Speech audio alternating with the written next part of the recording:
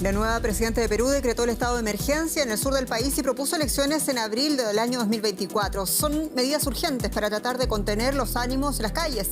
Y es ahora el Congreso peruano, una de las instituciones más desprestigiadas del país, el que tiene que tramitar el cambio constitucional que permita elegir a un nuevo gobierno adelantadamente. Soy Jenny Pérez, aquí en Berlín para Deutsche Welle.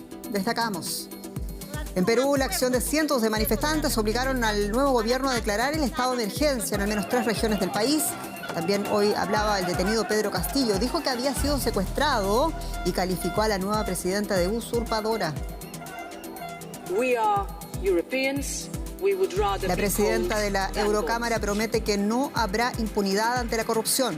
Europa trata de salir al paso de esta crisis, la peor en años, que le costó el cargo a la vicepresidenta del Parlamento Europeo y mantiene bajo sospecha a otros varios funcionarios.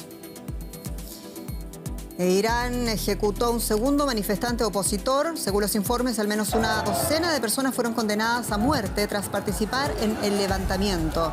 La Unión Europea anunció más sanciones de castigo contra Teherán.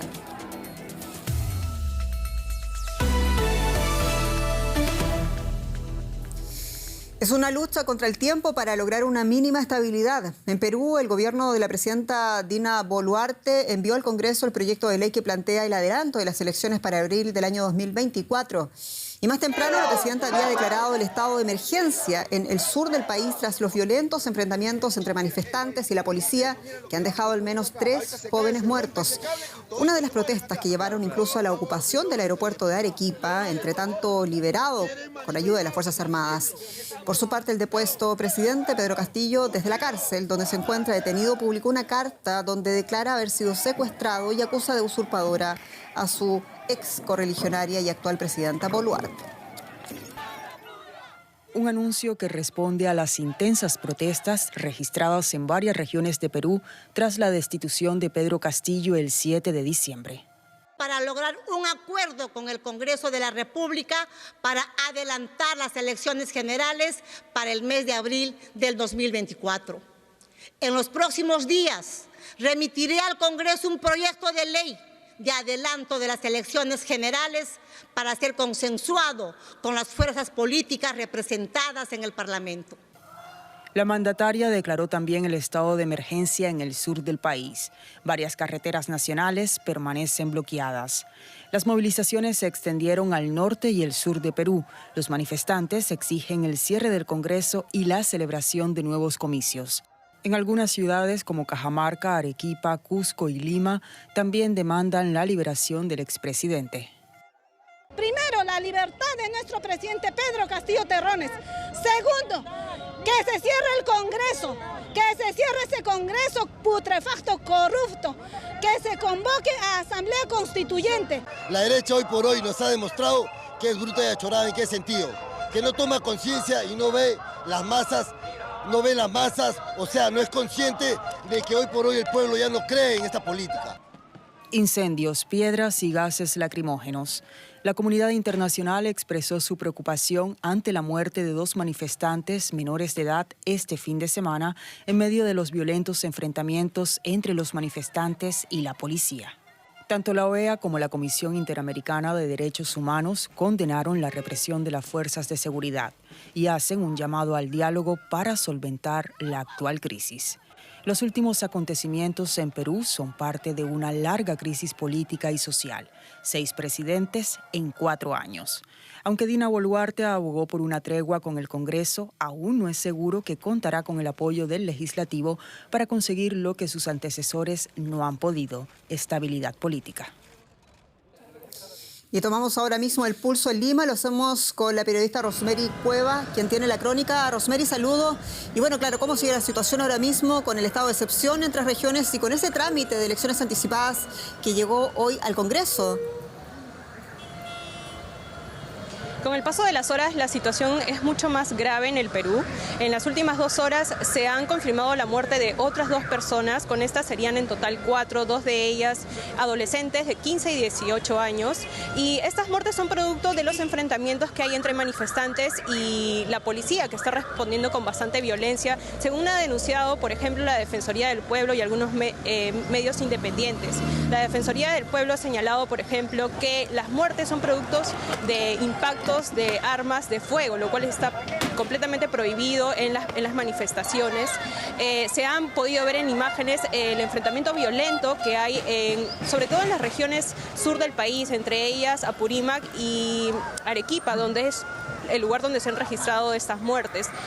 Actualmente son más de 20 regiones las que se encuentran en protesta. Ellos exigen el cierre del Congreso y también rechazan a la presidenta Dina Boluarte. A pesar de que ella ya presentó hoy el proyecto de ley para poder adelantar las elecciones para abril del 2024, esto no parece calmar en realidad los ánimos en el país.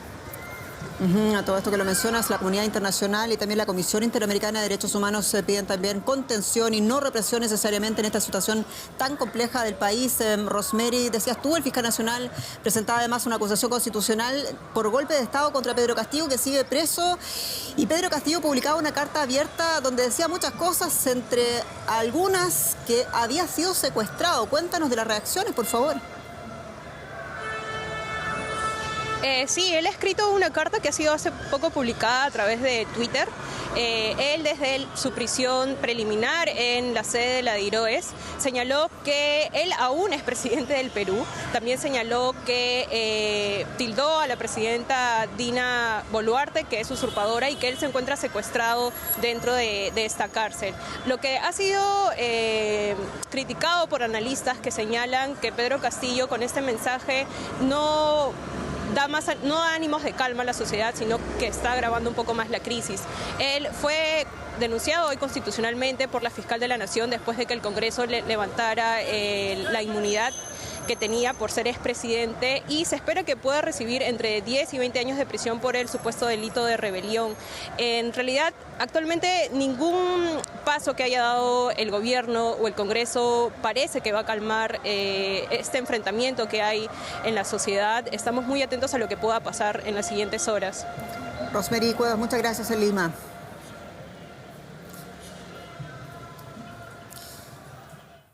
Es noticia que en Europa la presidenta del Parlamento Europeo ha denunciado los intentos de socavar la institución y el proyecto europeo por parte de los que ha llamado los enemigos de la democracia. Roberta Metsola pronunció un decidido discurso ante el Parlamento en Estrasburgo y anunció una investigación a gran escala, declarando que no se escondería nada bajo la alfombra. Hablaba después de que una de las vicepresidentas del Parlamento, Eva Kaili, fuera acusada de corrupción por aceptar sobornos de Qatar con el fin de influenciar las decisiones de la Cámara Europea. La eurodiputada griega es una de las 4 personas arrestadas en relación a este escándalo hasta ahora. Bueno, vamos a escuchar lo que dijo la presidenta del Parlamento en este día. No se equivoquen. El Parlamento Europeo es atacado. La democracia europea es atacada y nuestras sociedades abiertas, libres y democráticas son atacadas. Y Europa en su peor crisis de credibilidad por un caso de corrupción que traza una línea directa entre el Parlamento Europeo y Qatar, el anfitrión de la Copa del Mundo. María García Sornosa, mi colega, con más detalles desde Bruselas. María, saludos y bueno, ¿para qué te cuento? Son momentos en que se requieren una gran asertividad por parte de las autoridades europeas para enfrentar esta enorme crisis. Y hablaron Roberta Metsola, además de Ursula von der Leyen, por favor, que tratan de impulsar estas políticas.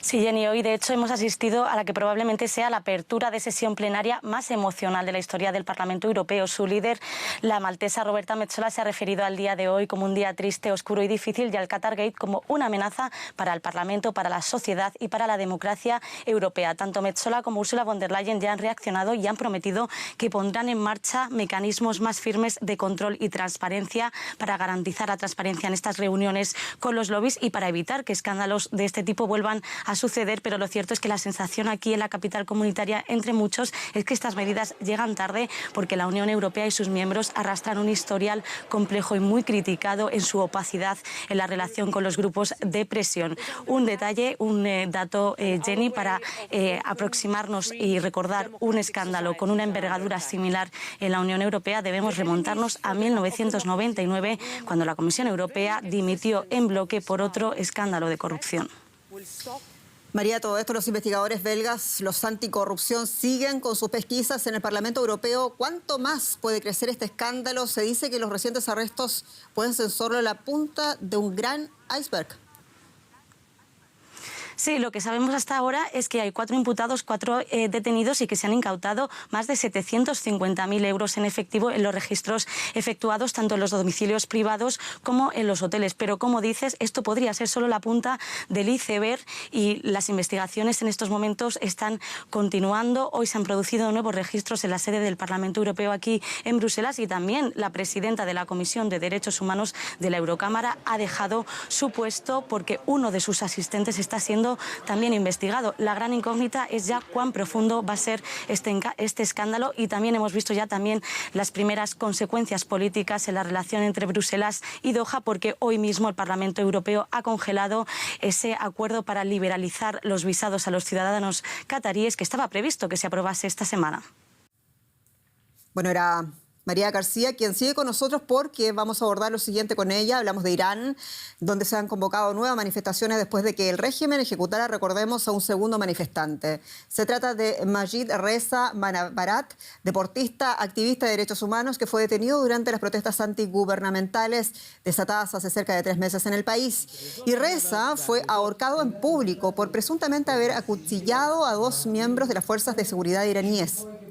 Activistas pro derechos humanos aseguran que cerca de 500 personas han muerto y ya durante las protestas y que al menos una docena se enfrenta a la pena de muerte en Irán. Segundo manifestante ejecutado y sin debido proceso. María García Sornosa sigue con nosotros en Bruselas. María, Europa recrudeció la condena política y las sanciones también contra el régimen iraní. ¿Puede esto de alguna manera poner bajo presión a Irán? Sí, también se recrudece la relación entre la Unión Europea e Irán porque hoy los 27 ministros de Asuntos Exteriores han aprobado el segundo paquete de sanciones en el marco de esta represión y de las protestas. Se han añadido 24 nuevos individuos y también 5 entidades acusadas de vulnerar los derechos humanos y también de vender drones, armas a Rusia. Lo que pide Bruselas a Teherán es que cese las ejecuciones, que respete los derechos fundamentales y que deje de apoyar militarmente a Rusia. Lo que parece que va a ser la primera víctima de este recrudecimiento de la relación es el acuerdo nuclear, el JCPOA. Las fuentes europeas nos dicen que cada vez es más difícil separar las sanciones por derechos humanos del acuerdo nuclear, que parece cada vez más muerto, y también parece que sí que va a haber bastante más presión sobre el régimen iraní, tanto de la Unión Europea como de Estados Unidos. María García, muchas gracias allá en Bruselas. Un abrazo. Un placer. Y a todo esto, la Unión Europea acordó este lunes aumentar en 2.000 millones de euros la ayuda a Ucrania para comprar armamento. En el trasfondo de esta decisión, la denuncia de Kiev de que las tropas rusas siguen bombardeando decenas de veces al día ciudades como la de Jersón. Una guerra que hoy se libra mayormente a distancia, pero que ello no hace diferencia para los civiles de ciudades como Bakhmut, en la región del Donetsk, en el este del país, donde sus habitantes se enfrentan las duras condiciones del invierno. El ejército ruso ha estado asediando la línea del frente en la región de Donetsk durante 9 meses. El objetivo es abrirse paso para llegar a ciudades clave en el este de Ucrania. Pero las fuerzas ucranianas no ceden e incluso recuperan terreno. Esta área de Donetsk está actualmente bajo control ruso y sus residentes están atrapados en el fuego cruzado. Hay pocas áreas que han escapado al daño. En esta ocasión, el misil que impactó era ucraniano. Nuestra tienda desapareció y con ella otras tiendas y edificios. Ucrania asegura que sus tropas han repelido varios ataques rusos en las regiones de Donetsk y Lugansk. Dicen que no prevén reducir su contraofensiva este invierno. Si detenemos nuestros contraataques, daremos tiempo a los rusos a fortalecer su defensa. Este invierno será duro, pero nuestros soldados están ansiosos de avanzar. Los gélidos meses de invierno podrían llevar a millones de ucranianos al borde de la subsistencia, con ataques que cortan el suministro de energía, la calefacción y el agua. Será una prueba dolorosa de su resiliencia. Vamos a seguir abordando las crisis por la guerra en Ucrania con mi colega Juliana González. Bienvenida. Muchas gracias, Jenny. Y es que la guerra de Rusia en Ucrania tiene efectos colaterales en las economías del mundo, en las cadenas de suministro de alimentos, energéticos y fertilizantes. Y justamente durante la cumbre de ministros de Agricultura y Pesca de la Unión Europea, el titular de la cartera española recordó a sus pares que los precios de los fertilizantes se han incluso triplicado como consecuencia de la guerra y pidió a la Comisión Europea que habilite alternativas de financiación para ayudar al agro. Una imagen habitual en los comercios de alimentos de toda Europa. Aumentan las verduras, el pan y todo lo demás. Tras 2 décadas con una inflación del 1,5%, los precios subieron este año en torno al 16%. Los agricultores, sin embargo, no están cosechando beneficios.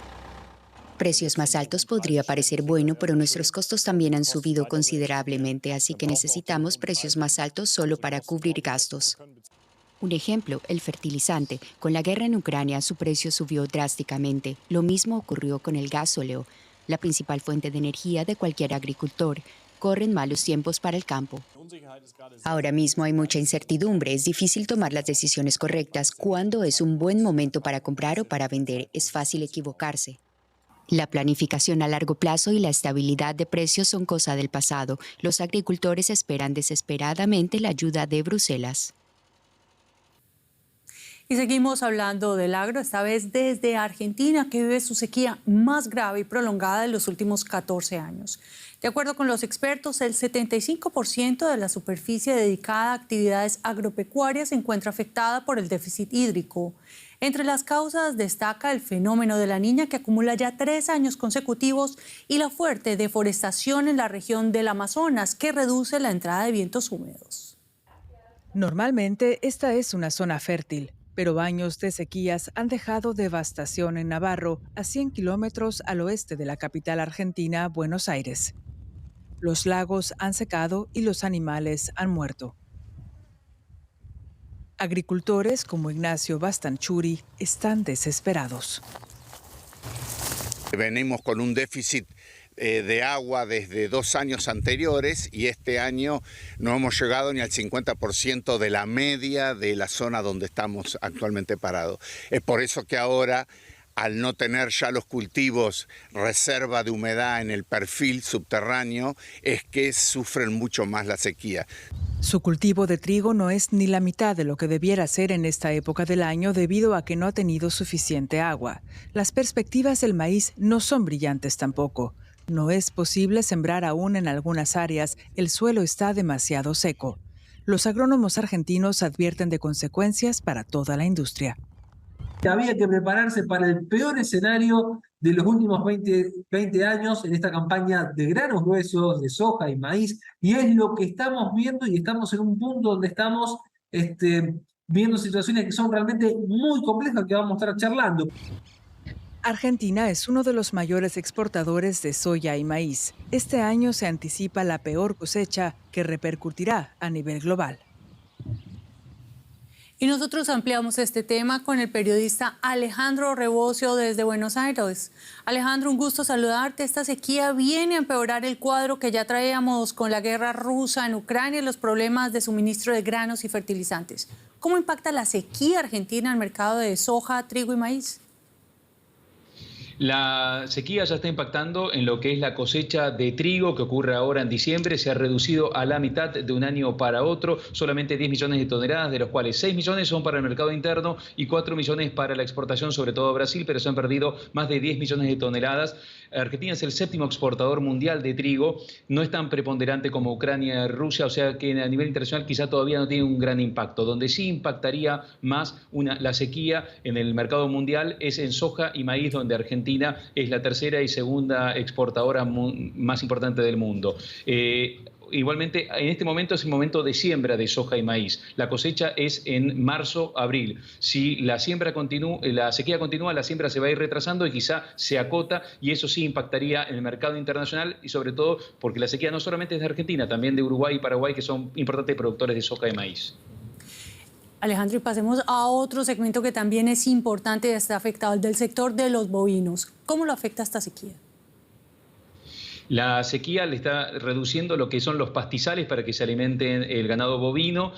También se reduce el forraje, que es la alternativa para alimentar a los animales. Entonces la otra opción es buscar granos de soja y maíz para engordarlos en corrales a los animales. Pero claro, eso obviamente se complica en un contexto donde hay menos producción o puede haber menos producción de soja y maíz. Por ahora hay alguna mortandad de animales, pero no generalizada. Dicen los expertos que el impacto no es tan rápido como en la agricultura. En el ganado puede impactar dentro de 1 o 2 años, pero sí lo que hay es un mercado donde hay un precio que no es atractivo para los ganaderos por la desaceleración económica de China en el mercado exportador y por la gran inflación que carcome el poder de compra en el mercado interno argentino. ¿Y qué medidas ha adoptado el gobierno argentino para mitigar el impacto de las pérdidas en esta producción agropecuaria, Alejandro? Las principales provincias agrícolas de Argentina, las de Buenos Aires, Córdoba y Santa Fe, han declarado la emergencia agropecuaria en los municipios afectados por la sequía. Esto implica un diferimiento del pago de impuestos para los agricultores. También los municipios afectados por la sequía han adoptado esta misma medida. Por ejemplo, esta semana 33 municipios bonaerenses lo han hecho. A nivel nacional, el gobierno lo que sí ha tomado medidas para restringir la exportación y asegurar primero el abastecimiento interno en lo que es trigo en este momento y a futuro tal vez lo tome con el maíz. Lo que sí ha tomado también una medida especial, pero no referida a la sequía, pero que favorece a los sojeros, de darle un tipo de cambio especial a los exportadores de soja, pero esto para robustecer las alicaídas reservas del Banco Central de Argentina, que se van afectadas también por la caída de la exportación de trigo actual. Y esto obviamente empeora el escenario macroeconómico argentino y la inflación que está en 100%. Muchas gracias, Alejandro Rebocio, por estos análisis desde Buenos Aires. Gracias a ustedes. Y el Producto Interno Bruto Global crecerá en 3,3% este año, de acuerdo con un informe presentado por la Conferencia de Naciones Unidas para el Desarrollo y el Comercio. Esto representa una caída en más de 2 puntos porcentuales frente al 5,7% del año anterior. El recorte en el crecimiento estará impulsado especialmente por las menores exportaciones de productos manufacturados y un decrecimiento del sector servicios. Además, se señala en el informe que en agosto de este año se registraron los precios más altos de alimentos y energía de las últimas 3 décadas. Y la deuda mundial se mantuvo por encima de los niveles previos a la pandemia en 2021, incluso después de registrar el mayor descenso en 70 años, de acuerdo con los resultados del Global Debt Monitor del Fondo Monetario Internacional. De acuerdo con el organismo, la mayor reducción provino de la disminución de la deuda privada. Sin embargo, la dinámica de la deuda reflejó las inequidades mundiales. Los países de rentas altas y medias, excluyendo a China, experimentaron la mayor caída de su deuda pública y privada en un 5% del PIB, mientras que el 60% de los países de bajos ingresos están cerca o ya experimentan un sobreendeudamiento, situación que podría empeorar si las perspectivas económicas continúan decreciendo. Y hasta aquí, Jenny, lo más destacado de la economía. Yo te invito inmediatamente a más, a continuación a dar un recorrido por otras noticias internacionales importantes de este día. Comenzamos en Indonesia, donde las autoridades aseguraron que los turistas extranjeros que no se verán afectados por la ley que criminaliza el sexo extramatrimonial. El Parlamento indonesio aprobó la semana pasada una nueva ley que también prohíbe la cohabitación entre parejas no casadas. Naciones Unidas ha manifestado preocupación por las amenazas a las libertades civiles. China ha eliminado su única aplicación de rastreo de viajeros a nivel nacional. La decisión es un paso más en el desmantelamiento de la política oficial de tolerancia cero frente al virus. En las últimas semanas se registraron protestas en distintos puntos del país por el hartazgo generalizado contra las restricciones. En Venezuela, Caracas, concluyó este lunes el primer ciclo de las conversaciones de paz que celebran el gobierno colombiano y la guerrilla del ELN, el Ejército de Liberación Nacional. Y en rueda de prensa conjunta se leyó un comunicado en el que anunciaron las acciones acordadas, entre las que, sin embargo, no se cuenta un alto el fuego. Entre los acuerdos alcanzados se cuenta la realización de acciones humanitarias en el Valle del Cauca y Chocó y la liberación de 20 rehenes. La segunda ronda de negociaciones se celebrará en México en enero. México se vuelve a reencontrar con su festividad popular por excelencia, el Día de la Virgen de Guadalupe. Es un día que se celebra con la peregrinación más multitudinaria del país, con unas 10 millones de personas. Vamos a ver. Un momento que esperan con alegría y devoción. El Día de la Virgen de Guadalupe en México se conmemora anualmente el 12 de diciembre. Se trata de una de las fechas más importantes para los creyentes católicos, que festejan la aparición de la Virgen en el Cerro de Tepeyac. Tras 2 años de pandemia, este año se espera que un total de 10,5 millones de fieles participen en misas y peregrinaciones, el triple de los 3 millones que acudieron el año pasado, a pesar de las restricciones. Algo tristes, pero a la vez ya contentos. 2 años no pudimos estar aquí, hace 1 año ya la visitamos y hoy nuevamente ya agarramos otra vez el hilo ya de visitarla. En las inmediaciones de la Basílica de Guadalupe a medianoche, los peregrinos le cantan las mañanitas a la Virgen, ofrecen oraciones y le dan gracias. Agradecerle a la Virgen de apoyarnos en todo, estar bien, en salud, en la familia, todo. Los visitantes tienen que seguir medidas sanitarias estrictas como la utilización de cubrebocas y de gel desinfectante. Dentro de la basílica, los asistentes solo pueden permanecer 10 minutos y ningún peregrino puede pernoctar en la explanada frente a la basílica. Pero nada de eso ha impedido que los feligreses celebren este día con fervor. ¿Cuál es tu manda? Que si mi hija se lograba, yo venía de rodillas a darle gracias a la Virgen. Estas acciones permanecerán hasta que finalicen las actividades el martes 13 de diciembre en el recinto religioso. Y también en México, cientos de personas disfrazadas de Papá Noel participaron el fin de semana en una carrera solidaria. El evento, celebrado en Zapopan, en el estado mexicano de Jalisco, está destinado a recaudar fondos para niños vulnerables, para hacerles regalos. Bueno, no se celebró el año pasado debido a la pandemia de COVID-19, un hecho que ha convertido esta carrera, naturalmente, en una cita aún más especial y también muy divertida para los pequeños.